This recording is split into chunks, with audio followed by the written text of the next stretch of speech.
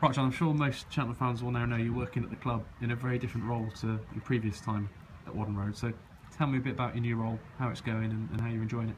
I've been brought in as a commercial executive and just to bring in commercial revenue really. So to start with, I was selling all the boards around the pitch, player sponsorships, stadium sponsorships, stand sponsorships. These dugouts need sponsoring. And then tonight we'll be probably looking at trying to sell some hospitality packages for sponsors to come on match days during the season next year. So yeah, it's gone really well. So we're really positive about it at the moment. Yeah, loads of good commercial news has been coming out recently. I know the chairman's very complimentary about the job you've done. So how's it been? Because you've never done any sort of sales work, as far as I know, before you came to Cheltenham. So have you just taken to it like a duck to water? I've had a lot of help, so I can't take all the credit. You know, I've had a few people taking me around town. Mark Cuzner from Cotswold Style, he's been great. He's got a lot of contacts out there. He's a supporter of the club. You know, he's got boards up and helps the club and supports us as much as he can. And he's been offering me a lot of his time, introducing me to people, and people have been really supportive. You know, the club have been relegated, and everybody's really rallied round. And I think we're at that important time where it's the first year, and everybody wants to get us back up and on a positive note. And so far, on and off the pitch, everything seems to be going really well. Yeah, so how does finalising a deal for stadium sponsorship World of Smile compare with scoring against Rushden in the League Two playoff final? Yeah, both gave me a buzz. Very different. The emotions, obviously, on scoring in a playoff final is huge. You know, all your family there and what you've always wanted to do, really.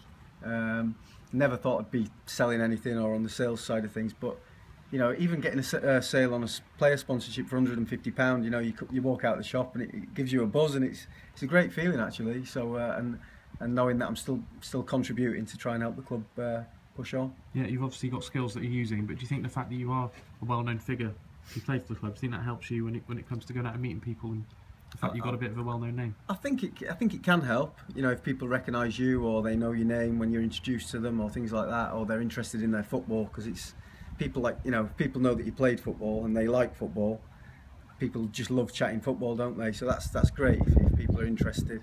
If not, things can be a little bit more difficult because, you know, you've got to find some common ground and get a rapport with people. But like I said, the whole town so far have been unbelievably supportive, so it's really positive.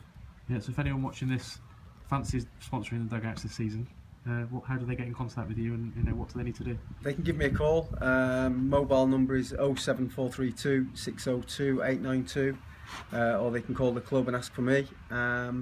Email me at john.finnigan@ctfc.com. Anything that anybody wants to get involved in. So we've got one stand that needs sponsoring, we've got the dugouts that need branding up. There's so much scope, and you know, we've got YouTube adverts that we can sell. There's lots of different things and lots of opportunities, right from £150 to sponsor a player up to sort of £10,000 for some of the larger sponsorship deals. Yeah, just finally, John, you played in the conference towards the end of your career at Kidderminster. You know, you played in it more recently than Cheltenham have. So what do you think it's going to be like for the team? You know, completely new look team. What do you think the conference, based on your experience of playing in it, what do you think it's like these days? From my experience of playing in it and looking at results over the last few years since, and the teams that get promoted, there's always lots of goals, you know, going in both ends.